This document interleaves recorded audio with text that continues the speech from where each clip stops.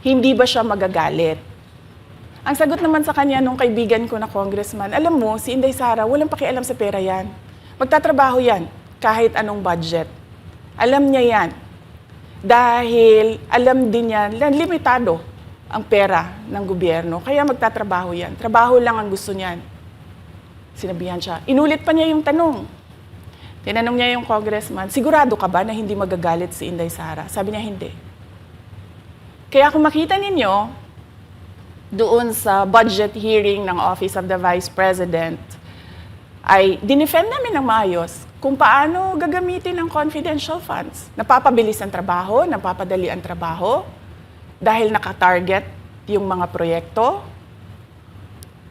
Pero pagkatapos nung plenary namin sa House, ay kaagad na lumabas, di ba? Walang 2 oras lumabas ang statement ni Congressman